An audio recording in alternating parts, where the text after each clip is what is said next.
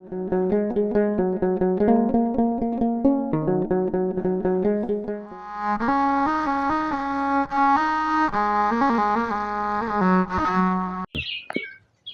አብ ወወልድ ወመንፈስ ቅዱስ አሐዱ አምላክ አሜን። ዝኸበርኩም ተጋሩን ፈተውቲ ተጋሩን መላእ ናይ ኦርቶዶክስ ተዋህዶ ቤተክርስቲያን ኣመንቲ ኩልኹም እንኳዕ ን2017 ዓመተ ምህረት ናይ ሆሳዕና ዋዜማን ናይ ፋሲካ ዋዜማ ነብፅሓልና ኣብፅሐኩም ለመዓልቲ ኣብዚ ዝተረኸብናሉ ምክንያት ብዛዕባ ወልድባ ገዳም ኣብ ረንታንት እዩ። ኣብ ረንታንቲ ዋልድባ ገዳም ጠቕላላ ኣብ ረንታንት ጥራሕ ዘይኮነስ ኣብቲ ዋልድባ ገዳም ዝበሃል ኣከባቢኡ ኩሉ ዝርከቡ መነኮሳት መነኮሳያት እውን ብዛዕባኦም ንእሽተይ ገለፃ ንምሃብ ኢና ተረኺብና ዝኒሀና። ንስቲ እውን ቅድሚ ሕዚ ብ2013 ዓመተ ምህረት እቲ ኣብ ትግራይ ዝተኸፈተ ናይ ፅንተት ጦርነት ከም ሃገሮም ከም ተጋሩ ዕድል በፂሕዎም ከም ሃገሩ ምንም ዝበደልዎ ነገር ዘየለ ተጋሩ እውን ምንም ዝበደልዎ ነገር ዘየለ እቶም ብፍላይ ደግሞ እቶም ኣበው መነኮሳት ኣብ ረንታንትን ከባቢኣን ዝነብሩ ባሕታውያን መነኮሳት እውን ኣብ ጸሎትን ኣብ ኣምልኾ እግዚኣብሔርን ኣብ ዝነበሩሉ ሰዓት በቲ ሓደ ክፍሊ ናይ እንዳ ባሚናስ ገዳም ዝበሃል ክፍሊ ዘሎ ማሕበር ብኣቶም ተደብዲቦም ዝቕተሉ እውን ተቐቲሎም ዝስጓጉ እውን ተሰጒጎም ብድሕሪኡ እውን ንብረቶም ዝዝረፍ ዘሪፎም ዝቃፀለ ቃፂሎም ዝፈርስ ኣፍሪሶም ብትንትን ምስ ኣበልዎም እቶም ኣብቲ ገዳም ክልተ ማሕበር እዮም ዘለዉ።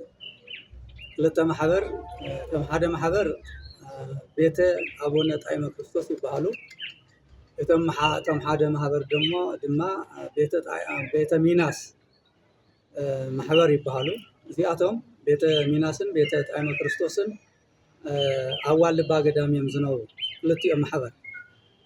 ስለዚ እቶም እንዳባ ሚናስ ዘለው ማሕበር ነቶም እንዳባ ጣዕማ ክርስቶስ መብዛሕትኦም እቶም እንዳባ ጣዕማ ክርስቶስ መብዛሕትኦም ተጋሩ ስለ ዝኾኑ ምናልባት ሕልፍ ሕልፍ ኢሎም እውን ኣምሓሩ ኣለዎም ይመፍቱ ማሕበሮም ግን ካልኦት እውን ኣለው እዮም ኣምሓሩ እውን ኣለው እዮም ግን መብዛሕትኦም ተጋሩ ስለ ዝኾኑ በቲ ናይ ጦርነት ተኣወጀ ናይ ፅንተት ጦርነት ተሓዚሎም ብኡ ተፀጊዖም ነቶም ኣሕዋቶም ምስኦም ዝፅልዩ ምስኦም ዝቅድሱ ምስኦም ዝዓጥኑ ኣብ ሓንቲት ቤተክርስትያን መድሃኒ ዓለም ዝበሃል ኣብ ረንታንት ገዳም ምስኦም ዝቅድሱ ምስኦም ዝውድሱ ፈልዮም ነቶም እንዳባ ሚናስ ነቶም እንዳባ ጣዕማ ክርስቶስ ዝበሃሉ ገዳም ማሕበር ንዓቶም ፈልዮም ዝቅተል ቀቲሎም ዝስደድ ኣሳዲዶም ዝፈርስ ገዝኦም እውን ኣፍሪሶም ዝውርር ንብረቶም እውን ወሪሮም ናብ ኩሉ ኩርናዕ ትግራይ በታቲኖሞም እዮም። ዝጠፍአ እውን ኣሎ እዩ ኣድራሽኡ ክሳዕ ሎሚ ዘይተረኸበ ዝሞተ እውን ኣሎ እዩ። ናብ 43 ከምቲ ዝረኸብናዮ ዳታ 43 መነኮሳት ከም ዝተቆተሉ ከም ዝሞቱ እዩ። ከም ዝተረፉ ግን ኣብ መላእ ትግራይ ዘለዎ ገዳማት ብፍላይ ኣብ ሽረ ሃገረ ስብከትና እንዳስላሴ ሽረ ሃገረ ስብከትና ዘለዎ ገዳማት ተዓቂቦም ዝነብሩ ነይሮም። ኣብ ኣክሱም ከተማ እውን እንዳ ጽዮን ተዓቂቦም ዝነብሩ መነኮሳት ነይሮም እዮም። ሕዚ ግን ምናልባት በቲ ናይ ፕሪቶርያ ናይ ዕርቂ ምኽንያት ብኡ ዕርቂ ተፈጢሩ እዩ ሰላም ተፈጢሩ እዩ ዓድኹም እተው ተባሂሉ እዩ ተባሂሉ ምስ ተኣወጀ ኣብ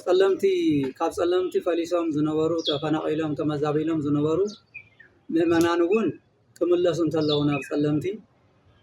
ምንም እኳ ምስተመለሱ ኣይመቸዎም እምበር እንደገና እውን ኣብኡ በፂሖም ዝተመለሱ ኣለዉ እዮም ስለዘይተመቸዎም ውሕስና ናይ ህይወት ውሕስና ስለዘይረኸቡ ንሳቶም እውን ከምኡ ዝበለ ኣዋጅ ምስ ተሰምዐ እምበኣር ገዳምና ክንምለስ ኢሎም ንገዳሞም ተመሊሶም እዮም ዘመነኮሳት እዚኦም መብዛሕትኦም ተመሊሶም ግን ከምቲ ናይ ቅድሚ ሕዚ ይረኸብዎም ከምቲ ዘርኣይኹም ከምቲ ዝረኣናዮ ኣብዚ ሰሙን እዚ ኣብዚ 2 ቀን ዝረኣናዮ ኣብቲ ናይ ጥንቲ ገዝኦም ኮይኖም ኣብቲ ዑና ዝፈረሰ ገዝኦም ኮይኖም እዮም እዚ ዝመስል ነይሩ ገዛና ሎሚ ግን ፈሪሱ እቲ መጸለይና እቲ እግዚአብሔር ነምልኸሉ ገዛ ከምዚ ኢሉ ፈራሪሱ ዑና ኮይኑ ረኺብና ኢና እሞ ናይ ምእመናን ሓገዝ የድልየና እዩ ናይ ኦርቶዶክስ ተዋህዶ ቤተክርስቲያን ዝኣምን ምእመን ኩሉ ሓገዝ የድልየና ኢሎም ቪድዮ ሰሪሖም ናብ ዓለም ለቂቆም እዮም ብኡ ምክንያት እውን ንብፁዕ ቅዱስ ኣቡነ ማትያስ ፓትርያርክ ደብዳቤ ናይ ሓገዝ ደብዳቤ ሊኢኾም እዮም ሓገዝ ክግበረሎም ብፁዕ ቅዱስ ኣቡነ ማትያስ ድማ ጽናታቶም ኣቤቱታ ሪኦም ደብዳቤ ዝምልከቶ ኩሉ ሓገዝ ክግበረሎም መነንቲ ንኩሉ ዓለም ዝጸልዩ መነንቲኦም ሓገዝ ይገበረሎም ኢሎም ደብዳቤ ጽሒፎም እዮም ናብ ኩሉ እዚ ብዓይንና ዘርአናዮ እዩ እንምስክሮ እውን ሕዚ ግን እታ ሓገዝ ዝግበረላ መዓልቲ ቀዳም ክንደይ መዓልቲ እኒሄ የሚያዝያ 4 ቀዳም መዓልቲ እርዳታ ኣብ አዲስ አበባ ሓገዝ ንኽግበረሎም እዩ ካብ ቅዱስ ኣቦና እውን ተጻሒፉሎም እዚ ብቪድዮ እውን ዝለቀቕዎ ኩሉ ዓለም ሰሚዕዎ እዩ እቶም ቅድሚ ሕዚ ዘፈናቀልዎም ከም ቅድሚ ሕዚ ዝቀተልዎም እቶም ቅድሚ ሕዚ ገዝኦም ዘፍረሱሎም እንዳባ ሚናስ ገዳም ማሕበር እንዳባ ሚናስ ማሕበር ገዳም ኣይኮነን እንዳባ ሚናስ ማሕበር ዝበሃሉ ንሳቶም ካብ ሱባኤ እዩ ሎሚ ነቲ ሓገዝ ንኸዕንቅፉ ካብ ኣብረንታንቲ ተላዒሎም ካብ ኣብረንታንትን ካብቲ ናይ ዋልባ ገዳም ዘይኮነ እውን ካብ ካልእ ገዳማት ተኣኻኺቦም ከይዶም ነታ ናይ እርዳታ ናይቲ ሓገዝ ዕንቅፋት ክገብሩ ኣብ ናይ ማህበረ ቅዱሳን ቴሌቪዥን ኣብኡ ተራእዮም እዮም እዚ እንታይ እዩ ዝብል ካብ ኣብረንታንቲ ገዳም ኣይንፈልጦምን ተመነኮሳቶም ዝመፁ ናህና ማሕበር እውን ኣይኮኑን ኣይንፈልጦምን ናይ ዋልባ ገዳም መነንቲ እውን ኣይኮኑን ዝብል ካብቲ ማሕበረ ቅዱሳን ቲቪ ቴሌቪዥን ርኢና ኢና በቲ ሓደ ገጽ ደግሞ ኣይንፈልጦምን እናበሉ ካብ ኣብረንታንቲ ገዳም ሱባኤ ኣብ ሱባኤ መዓልቲ ሱባኤ ኣቋሪፆም ካብቲ ገዳም ካብ ኣብረንታንቲ መፅኦም ንኣዲስ ኣበባ ኣትዮም ንቅርሺ ክብሉ ንሓገዝ ክብሉ ሱባኤ ኣቋሪፆም መፅኦም ደሞ ይብል እዚ ክልቲኡ ሓሶት እዩ እቶም ኣብኡ ዝኸዱ መነኮሳት ናብ ገዳሞም ዝተመለሱ እንዳ ኣባ ጣማ ክርስቶስ መነኮሳት ገዳም ሕዚ እውን ኣብ ሱባኤኦም እዮም ዘለዉ ኣብታ ሱባኤ ኮይኖም ንኣዲስ ኣበባ እንተይከዱ ደብዳቤ ጽሒፎም ኣብኡ ዘለዉ ናይ እንዳ ኣባ ጣማ ክርስቶስ ተወከልቲ መነኮሳት ደብዳቤ ሊኢኾም ብቴሌግራም ገለ ተወኪልኩም እቲ ሓገዝ ንስኻትኩም ኣተሓባብርዎ ኢሎም ወኪሎም ደብዳቤ ሰዲዶም እምበር ሰብ ኣይሰደዱን መነንቲ እውን ኣይሰደዱን ዝወፀ መናኒ የለን እቶም ዝኸሱ እንዳ ኣባ ሚናስ መነኮሳት ግን ንኽሲ ኢሎም ንኸተዓናቕፉ ኢሎም ንሰናይ ምግባር ከተዓናቕፉ ኢሎም ግን ካብ ገዳሞም ወፂኦም ማህበረ ቅዱሳን ቴሌቪዥን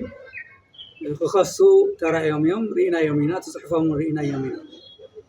ስለዚ ሰዋይ ኣቋሪፆም ዝወፁ እቶም ከሰስቲ ደኣ እምበር እቶም ተኸሰስቲ ይኮኑ እቶም ተኸሰስቲ ሰዋዮም ሒዞም እዮም ዘለዉ ወረቐት ጥራሕ እዮም ልኢኾም እዚ ዓለም ክግንዘቦ ይግባእ ናይ ብሓቂ ከምኡ ክግበር ከይግባእ ድዩ ነይሩ ዝብል ብጣዕሚ ይሕምም ናይ ኢትዮጵያ ቤተክርስትያን እውን መዳለዊት ምዃና ንባዕሉ እቲ ናይ ማሕበረ ቅዱሳን ሚድያ እውን ንባዕሉ መዳለዊ ምዃኑ ንክልቲኦም ኣቕሪቡ ከዘራርቦም ዝግባእ ጥራሕ እንዳ ኣባ ሚናስ ማሕበር ኣቕሪቡ ከምኡ ዝበሃል ፈላሲ የለን ወይም ዝለኣኽናዮ ፈለስቲ የለውን ኢሎም ክዛረቡ ነቲኦምን ከቕርብዎም ይግባእ ነይሩ ግን መዳለዊ ቲቪ እውን ስለ ዝኾነ መዳለዊ ማሕበር እውን ስለ ዝኾነ ንሱ እውን ንዓኣቶም ኣዳልዩ ነቶም እንዳ ኣባ ጣዕመ ክርስቶስ ነቶም ግፉኣን ዝተገፍዑ ዝሞቱ ዝተፈናቐሉ ንብረቶም ዝተወረረ ገዝኦም ዝፈረሰ ንዓኣቶም እንደገና ኣብ ርእሲ ቁስሎም ኣብ ርእሲ ሓዘኖም ሓዘን ንኽውስኸሎም ኣብቲ ቲቪ ከም ዝበለ ግፍዒ ርኢና ሰሚዕና ኢና ናይ ብሓቂ ብጣዕሚ ይሕምም ማሕበረ ቅዱሳን ቲቪ እውን ፅቡቅ ስራሕ ይሰርሕ እዚ እውን ናብ ልቡ ተመሊሱ ንኩሉ ማዕረ ክርኢ ይግባእ ናይቲ ምፍራስ እውን ሕዚ እውን ናይቲ ምፍራስ ናይቲ ንብረት ምውራር ናይቲ ካብ ገዳሞም ምብራር እውን ኢድ ኣለዎ ማለት እዩ ከምኡ ኢና ክንግንዘቦ ኢድ ኣለዎ እቲ ማሕበረ ቅዱሳን ማለት እዩ አለበለዚያ ግን ማዕረ ክርኢ ኢሉ እንድሕር ሓሲቡ ማዕረ ክርኢ ኣለዎም ንኩሎም ከቕርቦም ኣለዎም እምበር ንበይኖም ንሓደ ማሕበር ገንፂልካ ንዕኡ ደጊፍካ እቶም ሓደ ኣግሊልካ ትክክል ኣይኮኑን ሕገወጥ እዮም ክብሎም ኣይግባእ ስለዚ እዛ ናይ ኢትዮጵያ ቤተክርስትያን እውን ናይ ብሓቂ ክድገፎም ይግባእ እምበር ተዋሪዶም ተቐቲሎም ተባሪሮም እንደገና ናብ ገዳሞም ክምለሱ እንተለዉ ክድገፉ ክሕገዙ ይግባእ እምበር ሕገወጥ እዮም ተባሂሎም ሕማቕ ስም ክወሃቦም እውን ኣይግባእን ዝብል ሓሳብ ንምግላፅ እዩ ስለዚ ንምሃቢ ሚያዝያ 4 ኣብ ኣዲስ ኣበባ ዝካየድ ናይ እንዳ ኣባ ጣዕመ ማሕበር መነንቲ ኣብ ኣዲስ ኣበባ ዘለዉ ዝተወከሉ ገዝኦም ምእንቲ ክስራሕ ዘምልኽሉ እቲ ዝፅልይሉ እቲ ንብረቶም ኩሉ ዝትክእሉ ሓገዝ ምእንቲ ክግበር እዩ ናይ ሓገዝ መተኣታተዊ መተኣኻኸቢ እቶት መተኣኻኸቢ ዝግበር ዘሎ ዋዕላ ስለዚ ኩልኩም ፈተውቲ ተጋሩን ኣብኡ ዘለኹም ተጋሩን ኣብ ወፃእ ዘለኹም ተጋሩን ነዚ መልእኽቲ ሰሚዕኹም ብኢሜል ይኹን ኣካውንቶም እውን ተለቒቑ እዩ ክትረድእዎም ይግባእ ክትሕግዝዎም ይግባእ ናይ ብሓቂ ልቢ ዘለኩም ኢትዮጵያውያን እውን ፅቡቕ እምነት ዘለኩም ዘረኝነት ዘይረኣየኩም ኣመንቲ ዘለኹም ኢትዮጵያውያን እውን ክትሕግዝዎም ይግባእ እዞም ሰባት እዚኣቶም ዘመነንቲ እዚኣቶም ጥራሕ ንትግራይ ኣይኮነን ዝፅልዩ ጥራሕ ንባዕላቶም ኣይኮነን ዝፅልዩ ንኩሉ ዓለም እዮም ዝፅልዩ ናይ ኩሉ ጸለይቲ እዮም ንኢትዮጵያ ይጽልዩ ንኣፍሪካ ይጽልዩ ንዓለም ይጽልዩ ንህዝቦም ይጽልዩ ንኩሉ እዮም ዝጽልዩ ንሓደ ወገን ይጽልዩ ተጋሩ ስለ ዝኾኑ ተጋሩ ጥራሕ ኣይኮነን ዝጽልዩ እዚ ገዳም እዚ ድማ ናይ ትግራይ ጥራሕ ገዳም እውን ኣይኮነን ናይ ኣምሓራ ጥራሕ ገዳም እውን ኣይኮነን ናይ መላእ ኢትዮጵያውያን መነንቲ ገዳም እቲ ዝሓለፈ 17 ዓመት ኣብ ኢህአዴግ ዝነበረ ምምሕዳር ዝሓለፈ 17 ዓመት ካብ ዋልድባ ማንም ዝተፈናቐለ መናን የለን ማሕበር እንዳ ኣባ ሚናስ መነንቲ ማሕበር እውን ኣይተፈናቐሉን ማሕበር መነንቲ ናይ እንዳ ኣባ ጣዕመ እውን ሽዑ ኣይተፈናቐሉን ሕዚ ኢና እቲ ጉድ ንሪኦ ዘለና ናይ ሓቂ ናይ ኢትዮጵያ መንግስቲ እውን ዘሪና እዩ ፍትሓዊ ፍትሒ ክህብ ይግባእ ነይሩ ከምዚ ዝበደሉ መነኩሳት ኢና ኢሎም መነኮሳቲና ኢሎም መነኩሴ ዝቀትሉ መነኩሴ ዘፈናቅሉ መነኩሴ ዘባርሩ ንናይ መነኩሴ ንብረት ዝዘርፉ ዝወሩ ፍትሒ ክወሃብ ይግባእ ነይሩ ብሳዕለሞ ግን ዝተወሃበ ፍትሒ የለን ዝፈትሕ ሰብ እውን የለን ናይ ብሓቂ እዞም ተጠቅዑ መነኮሳት ኣቦ መነኮሳት ካብ እግዚአብሔር ክረኽቡ እዮም ጽባሕ ንግሆ እግዚአብሔር ፍርዲ ክህብ ንኩሉ እዩ ክህብ ስለዚ ነዚ ትሰምዑ ዘለኹም መነንቲ ሕዋትና ኣመንቲ ሕዋትና ደቅና እዚ ገዳም እዚ ናይ ኩሉ ገዳም ስለ ዝኾነ ኩሉ ዝምንነሉ ኩሉ ሰብ ዘበለ ዋላ ፈረንጅስ ንምንታይ ዘይኸውን ዋላ ሱዳናዊ ንምንታይ ዘይኸውን ኣሜሪካዊ ንምንታይ ዘይኸውን ኣብ ግሪክ ካብ ዝነበሩ ኩሉ ግዜ ኣዮኦሮስ ዝበሃል ዓብይ ገዳም ኣሎ ኣዮስ ኦሮስ ዝበሃል ዓብይ ገዳም እዩ ናይ ዓለም መነንቲ እዮም ዝእከብሉ ኣብ ናይ ግሪክ መምሕዳር ግሪክ መንግስቲ መምሕዳር እዩ ዘሎት ቦታ ግን ንስኻ ንሃና ኢኻ ንስኻ ንሃና ይኮንካን ኣይበሃልን ዓለም ኩሉ ዓረባውያን ከይዶም ኣብኡ ይምንኑ ኢትዮጵያውያን እውን ኣለዉ እዮም ኣብኡ መነንቲ ኣሜሪካውያን እውን ኣለዉ እዮም መነንቲ ስለዚ ዋልድባ ገዳም ደሞ ናይ ሓደ ብሄር ናይ ሓደ ዓሌት ገዳም ኣይኮነን ናይ ኩሉ መናኒ እዩ ከምኡ ዘለዉ ግን ዳባ ሚናስ ገዳም ኢና ማሕበር ኢና ዝብሉ ሰባት ግን ሰማዩን ናሃና እዩ ምድሩን ናሃና እዩ ዋልድባ ናሃና እዩ እዚ ናሃና እዩ ማንም ሰብ ክመፀና ማንም ሰብ ክሕወሰና የብሉን ካብ ቀደም ጀሚሮም ከምኡ ስለ ዝብሉ እዚኣቶም ከም መነንታ ይንቆፅሮም ኢና መነንታ ይኮኑ ከምኡ ዝብል መናኒ የለን ኣብ ዓለም መናኒ መናኒ ሓዊ ይፈቱ መናኒ ንመናኒ ሓዊ ዝረድእ እምበር ካብዚኣ መለሽ ከይትመፀኒ ካብዚኣ ናይ ገለ ኢኻ ናብዚኣ ከይትበፅሕ ዝብል መናኒ የለን ስለዚ ናብ ስፍራኦም ኣትዮም ኣለዉ እዚ ዘፅልልሉ መፅለሊ እኳ የብሎም ርኢኹም ኢኹም ኣብ ዑና ገዛ እዮም ኣትዮም ዘለዉ ላስቲክ ገዚኦም እኳ እንትን ከይብሉ እፅዋት እውን ተወዲ እዩ ጥቃ ዋልድባ ትፈልጥዎ ኢኹም ኣብ ጥቕኡ ከተማ የለን ኣብ ማእኸል መሬት ምንም ነገር ዘይብሉ እዮም እኒሄው ዘመነንቲ እዚኦም ዓድና ገዳምና ብመንፈስ ዝተወለድናሉ ኢሎም ከይዶም ግን ገዝኦም ፈሪሱ ስለ ዝፀንሖም ኣብ ዓብይ ሽግርን ኣብ ዓብይ ፀበባን ስለ ዘለዉ ነዚ ርኢኹም ኩልኹም ኣመንቲ ናይ ኦርቶዶክስ ተዋህዶ ቤተክርስትያን ንተጋሩ ጥራሕ ኣይኮንኩን ዝብሉ ዘለኹም ንኩልኹም ኣመንቲ ኦርቶዶክስ ተዋህዶ ቤተክርስትያን ንኽትረድእዎም ብእግዚአብሔር ስም ብመድሃኒ ዓለም ስም ብቅድስቲ ድንግል ማርያም ስም ሓደራ ይብለኩም ስለዚ 4 መዓልቲ ኣብ ኣዲስ ኣበባ ዝካየድ ናይ ገንዘብ መሰባሰቢ መዓልቲ ስለ ዝኾነት ኩልኹም ኣብኡ ተራኺብኩም ንክትሕግዝዎም ሓደራ እያ ዝብል መልእኽቲ እዮም ሓላለፍ ዝደሊ ስለ ዘዳመፅኩምኒ እግዚአብሔር ያበለይ ወስብሐት ለእግዚአብሔር ወለወላዲቱ በስመ አብ ወወልድ ወመንፈስ ቅዱስ አሐዱ አምላክ አሜን። በመጀመርታ እንኳዕ ናብ ዑደተ ሆሳዕናሁ ናብ ብርሃነ ትንሣኤው ኣብፅሓኩም ኣብፅሓና ክብል ይፈቱ። ብምቕፃል ከምቲ ብፁዕ ኣቦና ኣቡነ ጴጥሮስ ናይ ሃገረ ስብከትና ሊቀ ጳጳስ ዘቕረብዎ ብዛዕባ ዋልድባ ኣብረንታንት መድኃኔ ዓለም ቤተ ጣዕመ ክርስቶስ ማሕበር ዝምልከት እየ ሓሳብ ከቕርብ። ቤተ ኣቡነ ጣዕመ ክርስቶስ ማሕበር መነንቲ ኣቦታት ብ2013 ዓመተ ምህረት ኣብ ልዕልና ዝተኸፈተ ዘይተጸበናዮ ናይ ህልቀት ጄኖሳይድ ጦርነት ኣብ ዓጾም ውሽጢ መጋቢት ዕለት 12 2013 ዓመተ ምህረት ከምቲ ካሊእ ኩሉ ከባቢ ናይ ትግራይ ኣብ ልዕሊ ዞም ማሕበር መነኮሳትን መነንትን ዓብይ በደል በፂሑ እግሮም ናብ ዘምርሖ ተበቲኖም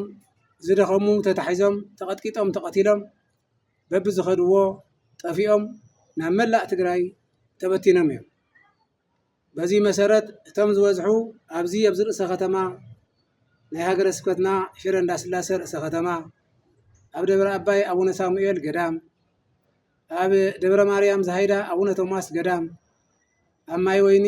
ደብረ መድኃኒት ኣቡነ ገብረ መንፈስ ቅዱስ ገዳም ኣብ ርእሰ ኣድባራት ወገዳማት ኣክሱም ጽዮን ኣብ ዓድዋ ዓዲግራትን ተንቤንን መቐለን ኮታስ ኣብ መላእ ትግራይ ተበቲኖም እዮም። ዘም ተበተኑ ኣበው መነኮሳት መነኮሳያት ኣርድእትን ተማሃሮኦምን ኩሎም ልዕሊ 800 ከም ዝኾኑ እቲ ኣብ ሃገረ ስብከትና ዘሎ ጸብጻብ ወይ ድማ ዳታ የማላኽት እዩ። እዞም መነንቲ እዚኣቶም ብዘይካ ጾሙን ጸሎትን ካሊእ ዘይፈልጡ ኣትክልትን እጽዋትን ተመጊቦም ዝነብሩ ዓለም ዝመነኑ ንዓለም ጸሎት ዝገብሩ ኣቦታት ከምዚ መሰለ ተራእዩን ተሰሚዑን ዘይፈልጥ ግፍዒ በፂሕዎም ኣብ ልዕሊ ሲኦም ኣብ ርእሲኦም ብዙሕ መከራ በፂሑ እዩ። ግን ንሳቶም ሓንሳእ መኒኖም እሞ ከምቲ ካልእ እኳ ኣፎም ከፊቶም ከይተዛረቡ ኩሉ ግፍዒ ፀይሮም ያው ን3 ዓመት ዝኣክል ተበቲኖም ኣብ ዘይግብኦም ቦታ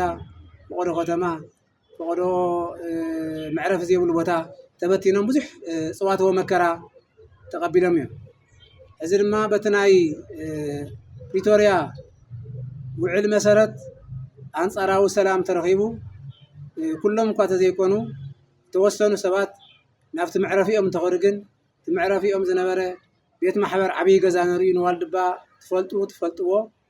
ንዋልድባ ዘይትፈልጡ ድማ ዓብይ ቤት ማሕበር ነርእዩ ነናይ ግሊ ቤት ጸሎት ነርዎም እዩ። ጠቕላላ ናይቲ ማሕበር ንዘበናት ዝተኣከበ ሓድግታት ነርእዩ ቅርስታት መጽሓፍቲ መሳቕል ካሊእ ዝተፈላለዩ ንዋየ ቅዱሳት ነርእዩ ነናይ ግሊ ቤት ጸሎቶምን ናይ ግሊ ናይ ጸሎት መጽሓፍቲ እውን ነርዎም እዩ። እዚ ብምሉኡ እቲ ገዛውቲ እውን ተቓጺሉ እዩ። እቲ ንዋየ ቅዱሳት እውን ተዘሪፉ እዩ። ምንም ኣይተረፈሙ። እቲ ግፍዒ ድማ ብእውነት ዝዓበየ ግፍዒ ድማ እቲ ናይቲ ግፍዒ በርባዓጾም ስዋኤ ዝሓዘሉ ብስዋኤ እዮም ተበቲኖም ከይዶም እሞ ከምቲ ብፅነቶም ዝገለጽዎ ብሕዋቶም ብኻልኣት ዕጥቅብ ዘለዎም ሰባት ተሓጊዞም እቶም ምስኣቶም መነንቲ መሲሎም ኣብቲ ገዳም ዝነበሩ ተገፊዖም ተባዲሮም ወታ ሰብኣቶም ዘይበጽሐ ግፍዒ ኣብኣቶም ዘይበጽሐ መከራ የለን። ክሳዕሎም እውን ንሳቶም ንዓዲ ንዓለም እዮም ዝጸልቱ ነሮም ንወገን እዮም ዝጸልቱ ነሮም ወገኖም እውን ብዛዕባኣቶም ብዙሕ ኣይተዘርበን ክንድቲ ተረኽቦሎም ሓሊፉ እኳ ዝዝረብ እንተኾነ ክንድቲ ዝገጠሞምን ክንድቲ ዝበጽሖም መከራን ግን ኣይተዘርበሎምን ወገን የብሎምን ኮይኖም እሞ ዝኾነ ኮይኑ ግን ሕጂ ናብቲ ዝነበርዎ ናይ ምነና ቦታ ተመሊሶም ከም ሓድሽ ተጣይሶም ኣገልግሎቶም ምነነኦም ንኽቕጽሉ ድማ ናብ ብፁዕ ወቅዱስ ኣቦና ኣቡነ ማትያስ ቀዳማዊ ፓትርያርክ ርእሰ ሊቃነ ጳጳሳት ዘኢትዮጵያ ሊቀ ጳጳስ ዘአክሱም ሓሳብ ኣቕሪቦም ቅዱስነቶም እውን ነቲ ዘቕረቡ ሓሳብ አንጸባሪቖም ኣብ ዓለም ዘሎ ህዝቢ ክድግፎም ክሕግዞም እሞ ተመሊሶም ክጣየሹ ትገዳም እውን ክቃናዕ ንሳቶም እውን ኩሉ ሻዕ ዝረኽብዎ ነገር የለን። ሰርከ ህብስቲ ተረኺቦም መጽለሊ ገዛ ተረኺቦም ንጸሎቱ ኢሎም ኣብ ዘመሓላለፍዎ ኩሉ ህዝቢ ነዛ ጽባሕ ዕለት 4 ሚያዝያ 2017 ዓመተ ምህረት ኣብ ኣዲስ አበባ ዝግበር ናይ ሓገዝ ምትኽኻብ ብተስፋን ብሃንቀውታን እንዳተጸበያ ይነሩ። ምክንያቱ ንእሽተይ ገንዘብ ሓገዝ ዝኾኑ ይረኽቡ እሞ ተመሊሶም ተበቲኖም ዘለውን ናብ ገዳሞም ኣትዮም ስሩዕ ህይወት ናይቲ ገዳም ይቕጽሉ ዝብል ተስፋ ገይሩ ነሩ። ነገር ግን ነዚ ዘተዓናቐፉ ሰባት ልዕሊ 800 ዝኸውን ማሕበር በርባዓጾም ኣውፂኦም ቀጥቂጦም ዝቕተል ቀቲሎም ልዕሊ 43 ዝኾኑ ሞይቶም እዮም። ገሊኦም ተቐጥቂጦም ሞይቶም፣ ገሊኦም ፍቕዶ ግዳል ጸዲፎም ሞይቶም፣ ገሊኦም ኣካሎም ጎዲሎም፣ ገሊኦም ብሕማም ሞይቶም ብዝተፈላለየ መልክዑ 43 ዝኾኑ መነኮሳት ከም ዝሞቱ እዩ ኣብ ሃገረ ስብከትና ዘሎ ጸብጻብ ዘመልክት። እዚ ዘይሕፈሮም ካብ ገዳም ካብ ስዋኤ ወፂኦም ከይዶም እዮም ማለት እውነት ካብ እውነት ዝረሓቐ እዩ። ውክልና እዮም ተዋሂቦም እምበር ቅድሚ ውክልና መሃቦም ዝወፁ እዮም እምበር ሕጂ በርባዓጾም ዝወፀ መናኒ የለን። ካብ እውነት ዝረሓቐ እዩ። ኣክሱም ዘለዉ ህዝቢ ኣክሱም ይሰምዐለ እዩ። ኣብ ኣክሱም እዮም ስዋኤያት እዮም ዘለዉ። ኣብ ሽረ ዘለዉ ህዝቢ ሽረ ይሰምዐለ እዩ። ኣብ ሽረ እዮም ስዋኤያት እዮም ዘለዉ። ኣብ ገዳማት እስካ ምስቶም ገዳማት ዘለዉ መነንቲ ኣሕዋቶም መነኮሳት ኣብ ስዋኤ እዮም ተጸሚዶም ዘለዉ እምበር ከምኡ ዝገብሩ ኣቦታት ኣይኮኑን። ንሕሶትን ንዓለምን ዝቆመ ይኮኑን ንምነና ዓለም መኒኖም ንእውነትን ንሓቅን እዮም ዝቆሙ እዮም ኣብ ዓለም ዘለኹም ህዝቢ ድማ ንእውነት ንደግፍ ዳግም በደል ድማ ነውግዞ ዳግም ደይብደል እዩ ሰብ እኮ ንስሓ እንዳኣተወ እዩ ዝኸይድ ቅድሚ ሕዚ ዝነበረ በደል እንተኮይኑ ህዝቢ ከም ህዝቢ ዓቢሉ ኩሉ ትግራዋይ ዝረኣኻዮ ከተማ ዝነበረ ኣብ ገዳም ዝነበረ ኣብ ዓዲ ዝነበረ ኩሉ ጥፍእ ተባሂሉ ኣብ ልዕሊ ስያና ዓብይ በደልን ገፍዕን ተፈፂሙ እዩ ግን ዝጠፍአ ጠፊኡ ንዘርኢ ተሪፍና ኣለና እና ነዚ ድማ ብእውነት እቲ ተገብረ ስሕተት ርኢኻ ታብ ጥፍኣትን ሓውካታ ምቕታል ሓውካታ ምጥፋእ ትካልካ ታብ ምቅፃል እንታይ ይርከብ ጥፍኣት እዩ እቲ ንብረት ናይ ኢትዮጵያ ንብረት እዩ ናይ ህዝቢ ንብረት እዩ እቲ ህዝቢ ናይ ኢትዮጵያ ህዝቢ እዩ ንሕና ብእውነት ኢትዮጵያውያን ኢና ኢና ክሳዕሎሙ ንኣምር ነርና ናይ ኢትዮጵያ ህዝቢ ኢና ናይ ኢትዮጵያ ወገን ዓድና እዩ ኢትዮጵያ ኢልና ኢና ግን ፅንፊ ዝሓዙ ሰባት እዞም ህዝቢ እዚኣቶም ከም ህዝቢ ክጠፍኡ ኣለዎም መነኮሳቶም ካህናቶም ዲያቆናቶም መምህራኖም ኩሉ ህዝቢ ክጠፍእ ኣለዎ ኢሎም ኣጥፊኦምና ብናሃቶም ሕያዋይነት እንተይኮነስ ብናይ እግዚኣብሔር ሕያዋይነት ግን ንዘርኢ ተሪፍና ኢና እሞ ኣብ ዓለም ትርከቡ ወገናትና ኩላኹም እዞም መነንቲ እዚኣቶም ኣብ ርእሲኦም ግፍዒ ተፈፀሞም ከይበደሉ ተበደሉ ከየጥፍኡ ተቐተሉ ኣቦታትኩም እዮም እሞ ነዚኣቶም ምሕጋዝ ካብቲ ዝዓበየ ፅቡቕ ስራሕ ሓደ እዩ እሞ በቲ ብፁዕ ወቅዱስ ኣቦና ኣቡነ ማትያስ ቀዳማዊ ዘተሓላለፍዎ መልእኽቲ መሰረት ፅባሕ ዕለት 4 ሚያዝያ ኣብ ኣዲስ ኣበባ ዝግበር ናይ ሓገዝ ምትእኽኻብ ኣብ መላእ ዓለም ዘለኹም ተጋሩ ናይ ኦርቶዶክስ ተዋህዶ ቤተክርስትያን ሰዓብትን ፈተውትን ሓገዝኩም ክትወፉ ኢሎም ዳግም ተመሊሶም ናብ ገዳሞም ኣትዮም ንህዝቢ ንናይ ዓለም ህዝቢ ከም ብፁዕ ኣቦና ዝበልዎ ንዓለም ከፀልቱ ንዓለም ብፀሎት ክረድኡ ንሳቶም እውን ዝጀመርዎ ዕላምኦም ፈፂሞም ብሰላም ኣብቲ ገዳሞም ክነብሩ ሓገዝ ክትገብርሎም ብሹም እግዚኣብሔር ብሹምቶም ኣበው መናንያን መነኮሳት ፃውዒትና ንቕርብ የቐልየና በስመ አብ ወወልድ ወመንፈስ ቅዱስ አሜን። خبركم ምእመናን ኩልኹም ተጋሩን ፈተውቲ ተጋሩን ኣብ ውሽጢ ዓዲ ዘለኹምን ኣብ ወፃእ ዘለኹምን ኩልኹም ብዛዕባ ዋልድባ ኢና ንዘራረብ ዘለና ዋልድባ ኣብ ረንታንቲ ገዳም ዋልድባ ኣከባቢኡን ዘለው ኣበው መነኮሳት 2013 ዝተኣወጀ ናይ ፅንተት ጦርነት ንምእመናን ጥራሕ ዘይኮነስ ንኣበው መነኮሳት ባሕታውያን እውን ዝለከመ እዩ ነይሩ ብጣዕሚ ብዝሕዝን ኩነታት ብዙሓን ተጋሩ ካብ ምዕራብ ካብ ሰሜን ምዕራብ ካብ ደቡብ ትግራይ ካብ ምዕራብን ሰሜን ምዕራብን ትግራይ ክፈናቐሉ ክመዛበሉ እንተለው ዋልድባ መነኮሳት እውን ብሕዋቶም እንዳባ ሚናስ ብሕዋቶም መነኮሳት ተመዛቢሎም እዮም ተፈናቒሎም እዮም ዝቕተሉ እውን ተቐቲሎም እዮም ንብረቶም እውን ሕዲጎም መንጢሎም ካብኡ ድሕሪ ንብረቶም እውን እቲ ዝነበረ ገዛ እውን ኣቃፂሎም ዕንዮም እዮም ብድሕሪኡ ናብ ኩሉ ኩርናዕ ተበቲኖም ድሕሪ ፕሪቶርያ ውዕል ናይ ሰላም ውዕል ግን ናብ ቦታኹም ተመለሱ ዝብል ኣዋጅ ምስ ሰምዑ ንሳቶም እውን ቦታና እዩ ዝመንኮስናሉ ዝዓበናሉ ቦታና እዩ ገዳምና ኢሎም ምስ ተመለሱ ኣብኡ ፀኒሖም ኣይነእቱን ዝበልዎም እቶም ቅድሚ ሕዚ ዘፈናቐልዎም እንዳባ ሚናስ ማሕበር ቤተ ሚናስ ማሕበር ኣይነእቱን ኢሎም ችግር ኣብፅሖምሎም እዮም ዘይሩ ግን ኣብቲ ዘዕነውዎ ገዛ ኣብቲ በዓላቶም ዘዕነውዎ እንዳባ ሚናስ ቤተ ሚናስ ዘዕነውዎ ገዛ ኣብቲ ዑና ገዛ እዮም ኣትዮም ዘለው ገዛ የብሎምን ኣብ ማእኸል መሬት እዮም እኒሆ እዚ ማይ እንተወቅዐ ክረምቲ ይመፅእ ኣሎ ብጣዕሚ ኣብ ሽግርን ፀበባን እዮም ዘለው እንደገና ከይዶም መፅለሊ ሲኢኖም ካብ ዝበታተኑ ምእመናን ንክትረድእዎም ሓደራ ይብል ነዚ ኢሎም እዮም ዓለም ኩሉ ክረድኣና ኢሎም ኣብ ኣዲስ ኣበባ ንሚያዝያ 4 2017 ቀዳም መዓልቲ ሚያዝያ 4 ናይ እቶት ናይ ሓገዝ መተኣኻኸቢ ኢሎም ብፁዕ ቅዱስ አቡነ ማትያስ እውን ፈቒዶምሎም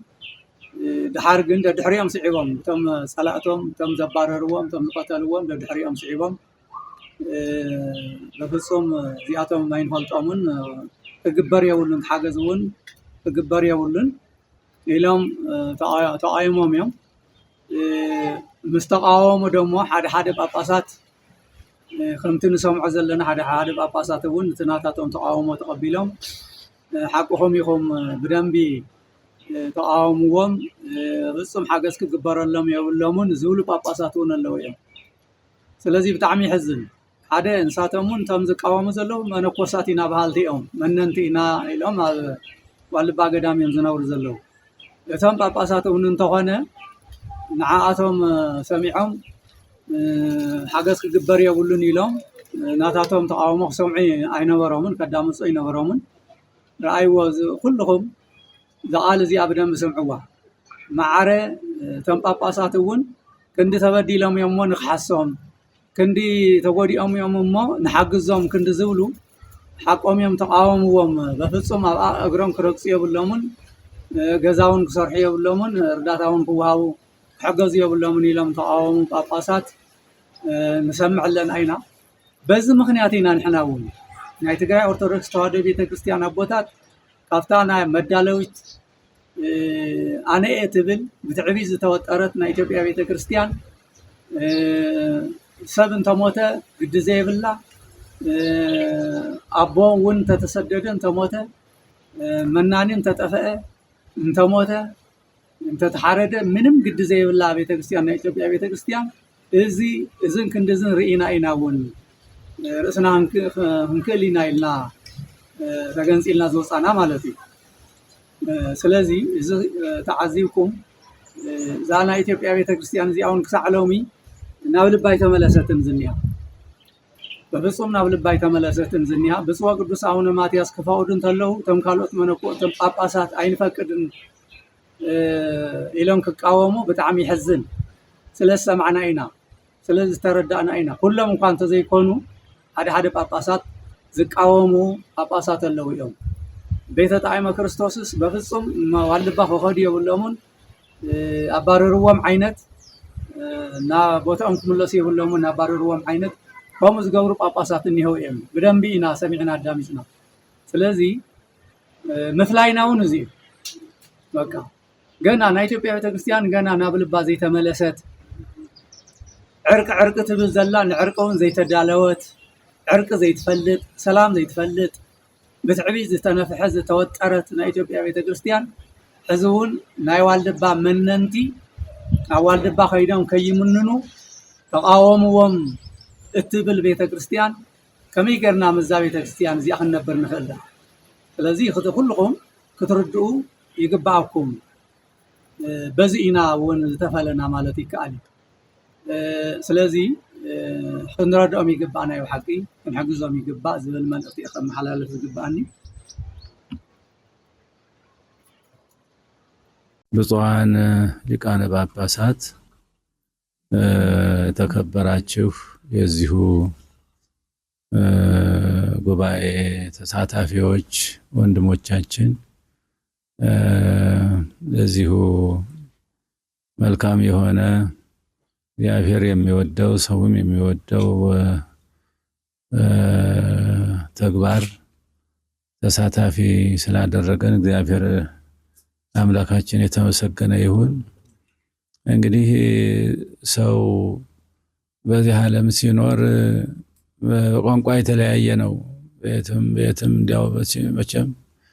በአንድ ቋንቋ እንድንኖር አልፈቀደም እግዚአብሔር። ሁሉ ቋንቋ ለያይቶናል እና ቋንቋውን ማወቅ እጅግ አስፈላጊ ነበር። የሁሉም ቋንቋ እንዲያው ለማስተማርም ይሁን ለመግባባትም ይሁን ለማንኛውም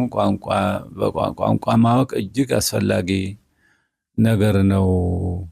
ቋንቋ ከሌለ መገናኛ የለም፣ መተዋወቅም የለም፣ መግባባትም የለም። ችግር ነው ለፍጡሩ እና ቋንቋ በጣም ጠቃሚ ነው። በቋንቋው ካልተማረ ማንም ሰው ይሆን ምንም መጽሐፍት ቢሆን ቢጻፉም ቢነበቡም ምንም ማይሰማ ማያነብ ከሆነ በቋንቋው የሚጠቅመው ነገር አይደለም፣ ከንቱ ነው ማለት ነው። ስለዚህ እነዚህ መጽሐፍት ተተርጉመው በቋንቋቸው እንዲጠቀሙ የተደረገው ስራ ብፁዕ አባታችን አቡነ ሳሙኤል በእውነቱ በጣም የሚያስመሰግን ስራ ነው እየሰሩ ያሉት። እንደተባለው ብዙ መጽሐፍት ተጽፈዋል። አሁንም ደግሞ እነዚህ ታላላቅ ቅዱሳት መጽሐፍት ደግሞ እንደገና በቋንቋ በትግርኛ ቋንቋ አማርኛ የማያውቁ ወገኖቻችን በቋንቋቸው ቢማሩና ቢያጠኑ እግዚአብሔርንም ቢያመሰግኑ ትልቅ ዋጋ ያሰጣል። በእውነቱ በጣም ትልቅ ደስ የሚለው ሰው በቋንቋው ሲናገር ነው። በቋንቋው ካልተናገረ ምንም ነገር ሊጠቀም አይችልም። ስለዚህም ከዚህም አልፎ ደግሞ ቅድም ብፁዕ አቡነ ሳሙኤል እንዳሉት ያው ከዚህ መጽሐፍት ሽያጭ ለገዳማቸው ላደጉበት፣ ለተማሩበት፣ ለመነኮሱበት ገዳም እንደውም ጉዳት ለደረሰበት አደጋ ለደረሰበት ገዳም ይሁን ብለው መስጠቱ በጣም እጅግ የሚያስመሰግን ነው። በእውነቱ እጅግ ብፁዕ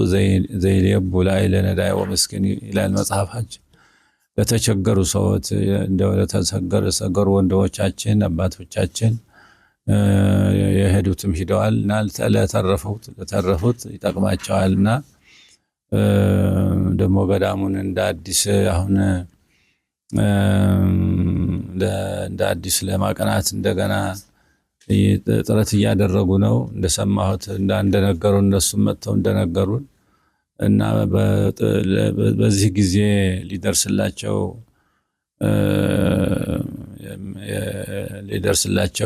ብዙ ሰው ሊደርስላቸው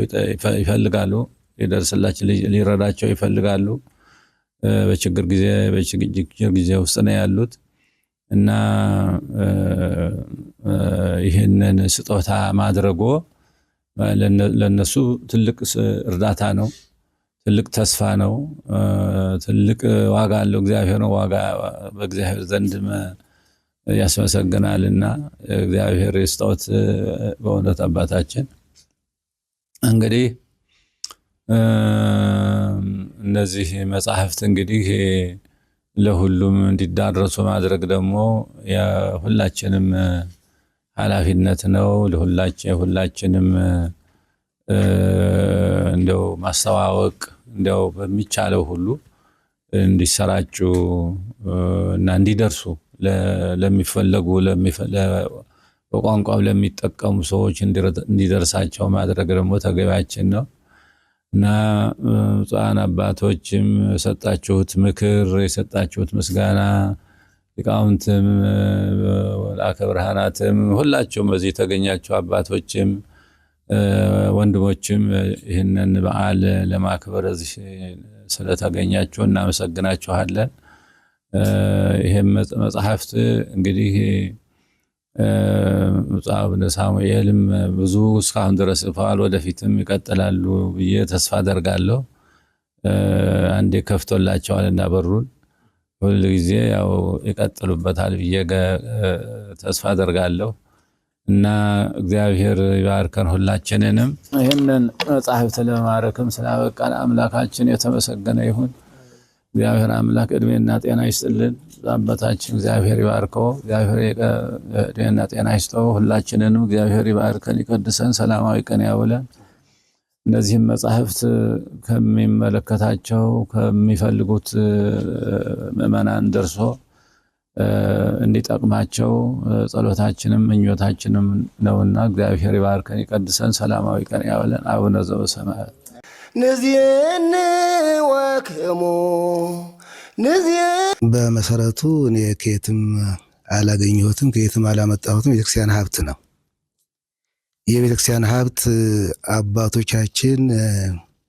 ቀደም ባሉ ዘመናት ቴክኖሎጂ ባልነበረበት በየገዳማቱ በየአድባራቱ ብራና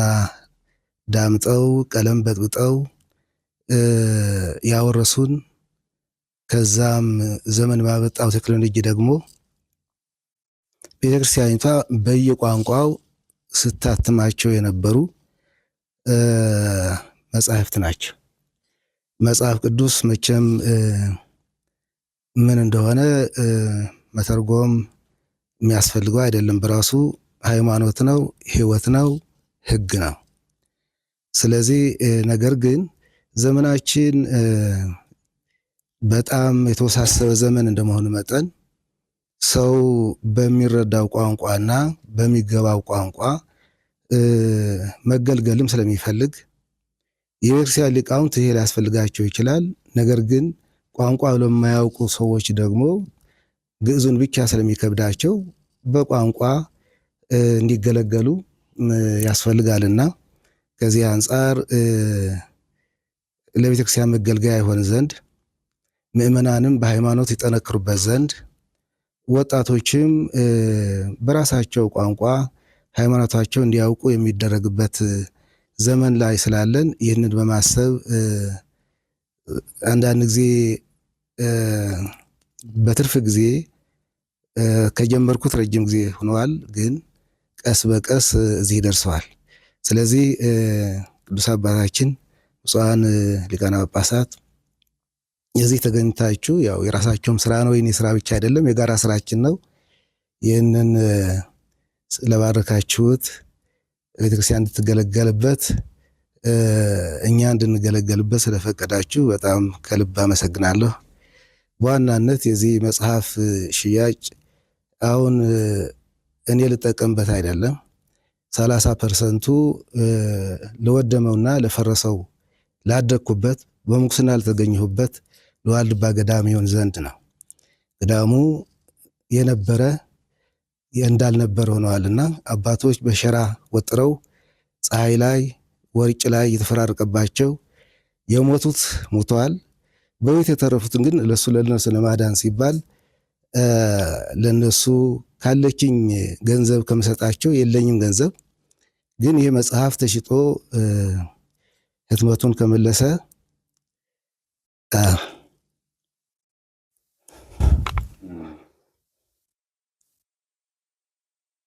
በስመ አብ ወወልድ ወመንፈስ ቅዱስ አሐዱ አምላክ አሜን። የተከበራችሁ የኦርቶዶክስ ተዋሕዶ ቤተክርስቲያን አማኞች በውስጥም በውጭም ያላችሁ ሁላችሁ ዋልድባ ገዳም እንደሚታወቀው እንኳን በዚህ ሀገር ውስጥ ላለነው ለአፍሪካም ለዓለምም የምንመካበት ታላቁ ገዳማችን ነው። በዋልድባ ገዳም ሁለት ማህበራት አሉ። አንዱ ቤተ አቡነ ጣዕመ ክርስቶስ ማህበር፣ ሁለተኛው ደግሞ ቤተ ሚናስ ማህበር የሚባል ሁለት ማህበራት ያቀፈ ማህበር ነው። ነገር ግን በጦርነቱ በ2013 ዓመተ ምህረት ጦርነት ያን ጊዜ በወንድሞቻቸው መነኮሳት የተባረሩት የተፈናቀሉት የቤተ ጣዕመ ክርስቶስ ማህበር በሁሉም ዓለም ተበትነው ከኖሩ በኋላ በፕሪቶሪያ የሰላም ስምምነት ሁሉም ወደ የቀየው ሊመለስ ይችላል በሚል አዋጅ መሰረት እነዚህ መነኮሳትም ያው ገዳማችን ነው ብለው ወደ ገዳማቸው ተመልሰዋል። ቤተ ጣዕመ ክርስቶስ ከሞቱት የተረፉት ማለት ነው። ከጠፉት የተረፉት ብዙ የጠፉ አሉ፣ ብዙ የሞቱ አሉ። የተረፉትም ግን ወደ ገዳማቸው ተመልሰው ሄደዋል። ግን ከሄዱ በኋላ የሚኖርበት ቤት ሁሉ ተቃጥሎ ፈርሶ ስለቆያቸው ማደሪያም መኖሪያም ማምለኪያም መጸለያም ስላጡ ለዓለም ሁሉ እርዳታ እንዲያደርግላቸው ተማጽነዋል። በተማጸኑት መሰረት ደግሞ ብፁዕ ወቅዱስ አቡነ ማቲያስ መልካም ፈቃዳቸው ሆኖ ለሚመለከተው ሁሉ ደብዳቤ ጽፈውላቸው ነገ ሚያዝያ 4 ቅዳሜ ቀን በአዲስ አበባ ውስጥ የገንዘብ ማሰባሰቢያ እርዳታ ስለጠሩ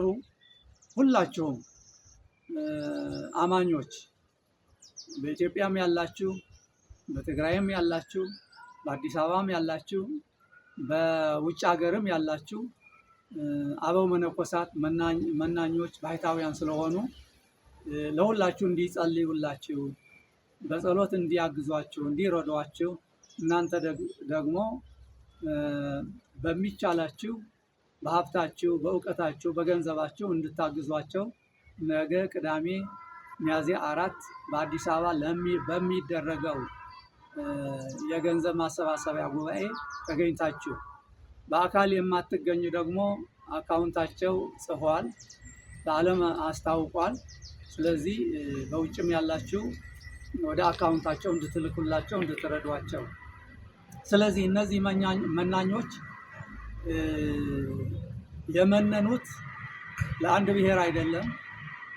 ለአንድ ሀገርም አይደለም፣ ለመላ ዓለም ለአማኝም ለማያምነውም ለሁሉም የሚጸልዩ አባቶች ናቸው። አንድ አባት ለኃጢአተኞችም ለጻድቃንም ነው የሚጸልየው። ለኃጢአተኞችም ይጸልያል፣ ለጻድቃንም ይጸልያል። ለአየሩም፣ ለነፋሱም፣ ለባህሩም፣ ለእንስሳውም፣ ለአራዊቱም፣ ለመንግስትም፣ ለአስተዳደርም፣ ለሚስተዳደር ህዝብም፣ ለገዥውም፣ ለተገዥውም ለሁሉም ነው የሚጸልየው አንድ መናኝ። ስለዚህ ከመናኞቹ እነዚህም መናኞች ስለሆኑ በዋልድባ ገዳም የሚኖሩ የቤተ ጣዕመ ክርስቶስ ማህበር መናኞች የሚያጠልሉበት ቤት ስለሌላቸው የሚጸልዩበት ቤት ስለሌላቸው ስለዚህ ቤታቸው እንዲሰራ ቤተ ጉባኤያቸውም እንዲሰራ የሚበሉበት የሚጠጡበት ምንስ ይበላሉ ምን ይጠጣሉ? ያው ቋረፍ ነው እንደሚታወቀው ዋልድባ ገዳም እንጀራ አይበላም፣ ቅጠላ ቅጠል ነው፣ ቋረፍ ነው የሚበላው። ስለዚህ የሆነ ሆኖ ግን መጠለያ ዋሻም መጠለያ ነው፣ ቤትም መጠለያ ነው። ስለዚህ ለዓለም ሁሉ ጥሪ አቅርበዋልና በጥሪያቸው መሰረት እንድታግዟቸው መልካም ፈቃዳችሁ ሆናችሁ መልካም ፈቃዳችሁ ሆኖ እንድታግዟቸው እንድትረዷቸው አደራ ላለሁኝ። የምትረዷቸው ሁላችሁም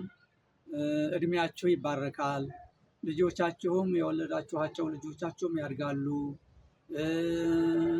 እንግዲህ የሀገራችን ሰላምም የበለጠ ሰላም ሊረጋገጥ ይችላል። ያው ሀገራችን አሁን እንኳን ምን ሰላም አለ ሰላም የለም፣ ግን ዞሮ ዞሮ ግን ከዚህ የባሰውም እንዳይመጣ በአባቶቻችን በባሕታውያን ጸሎት ነው እየኖርን ያለ ነው። ስለዚህ የበለጠ ሰላም እንዲሆንልን ሀገራችን እና የተዘራውን እንዲበቅል የተተከለውን እንዲጸድቅ የሞተውም እንዲማር የታመመውን እንዲፈወስ። ስለዚህ እነዚህ አባቶች በጸሎት ተወስነው ስለሚኖሩ በምነና ስለሚኖሩ የሚፈልጉትን እገዛ እንድታደርጉላቸው በእግዚአብሔር ስም በመድኃኔዓለም ስም በእናታችን በሁላችን እመቤት የሆነች እናታችን ቅድስት ድንግል ማርያም በእሷ ስምም እማጸናለሁኝ፣ አደራ ላለሁኝ። ስላዳመጣችሁኝ እግዚአብሔር ይስጥልኝ፣ እግዚአብሔር ያክብርልኝ። ሀገራችን እግዚአብሔር ሰላሙን፣ ፍቅሩን፣ አንድነቱን፣ ምሕረቱን፣ በረከቱን አብዝቶ አትረፍርፎ ይስጣል። አሜን።